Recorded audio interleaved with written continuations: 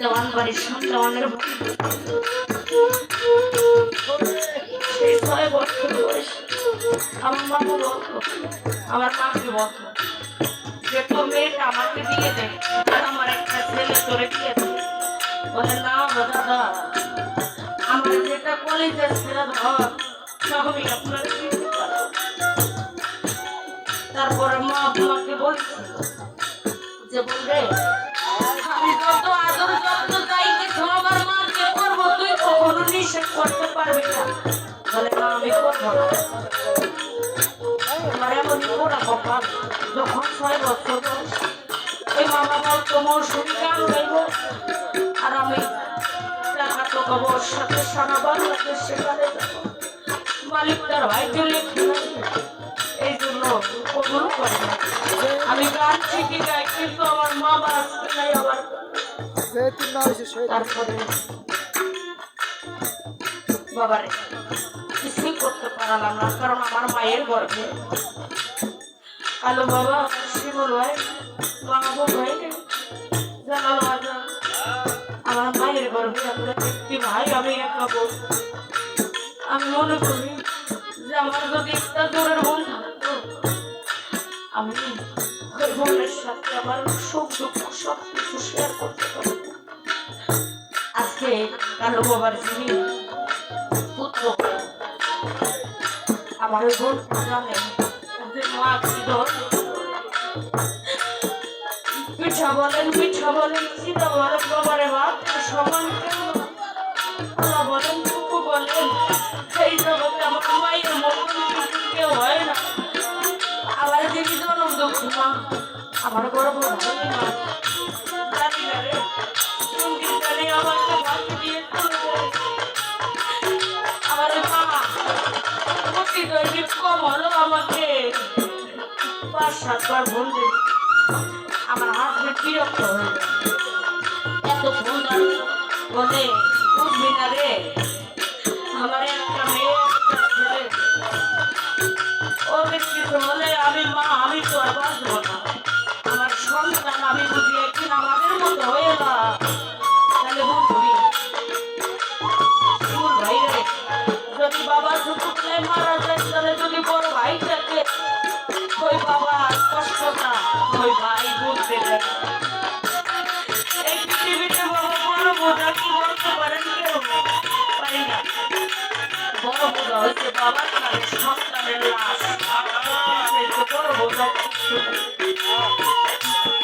বাবারে কালু বাবার আজকে কালু বাবা জীবনটা করতে পারতাম বাবার তার দয়াকে হারিয়ে আসছে। কালু বাবা দাঁড়ে দাঁড়িয়ে আমার বুকে কত কষ্ট, কত যন্ত্রণা, কত বেদনা ভক্ত নিয়ে যায় বাবার দরবারে মুর্শিদকে একটিবার দেখার জন্য। ও বান্ধব যদি না থাকে, দেখা যায় চর্মচোখের আড়াল হলে বাবা যেটা সরাসরি বলা যায় ওরকম আর বলা যায় না। আমাদের গর্ব নাই বাবা দিল আর অনেকে ভক্ত ছিল দুলহাস। একদিন দলের বাড়িতে মিলন মেলার সময় তার বাকি ভক্ত বিন্দুরা দোলার মস্তানের মধ্যে আছে যে দয়াল গো, আমরা সবাই আসলাম তোমার কাছে, তোমার দুলস কিন্তু তোমাকে ভালোবাসে না, যদি ভালোবাসতো তাহলে তোমার দরবার আসে। বলে তোমরা জানো না তো গরিব, তোর কাছে তো টাকা পয়সা নেই, তোর দয়াল ছাড়া কি দেবো, তোর কাছে কিছুই নেই। বলে না দয়াল বিশ্বাস করি না, যদি ভালোবাসতো তাহলে ধার উত্তর করে নিয়ে আসতো আসতো। বলে না দয়াল বিশ্বাস করি না। বলে তোমরা চলো আমার নৌকাটা সাজিয়ে দাও, আমি তুলাসের বাড়িতে রওনা দিব। নৌকাটা সাজিয়ে যখন তুলাসের বাড়ির দিকে রওনা দিয়েছে, এর ভিতরে তুলহাস তুলাসের ওয়াইফকে বলতে আছে, ওগো তুমি বাড়ি ঘর তাড়াতাড়ি গুছিয়ে নাও, আমার মুর্শিদ আসতে আছে আমার বাড়িতে। এ কথা যখন বলে তার স্ত্রী তাড়াতাড়ি বাড়ি ঘর গুছিয়ে দিয়েছে। এর ভিতরে দয়াল আসলো বাড়িতে, দয়ালকে সেবা করলো, খাবারের খাবার দিবে সব কিছু করা শেষ শিষ্ট কখন এর ভিতরে জুলাসকে ডাক দিয়ে দিল মোস্তান বলে যে জুলাস রে বাড়ি থেকে বলে দয়াল আবার আপনার আমার ঘরের বাড়ি না বলে ঘরটা কার বলে দয়াল আপনার বলে ঘরটা ভাঙো ভাঙিয়ে নৌকর ভিতরে তুলো ঘরটা ভেঙে দাও নৌকর ভিতরে তুলে দয়াল ডাক দিয়ে বলে জুলাস রে এই গরুটা ছাগলটা বলে দয়াল আপনার বলে এগুলো নৌকর ভিতরে তুলো দয়াল ডাক দিয়ে বলে জুলাস রে এই বাড়ির ভিতরে নারী আর সন্তানটা হাতে টাকা বলে দয়াল আপনার বলে এগুলো নৌকর ভিতরে তুলো জুলাসের স্ত্রী বাড়ি ঘর গরু বাছুর সব কিছু ছাগল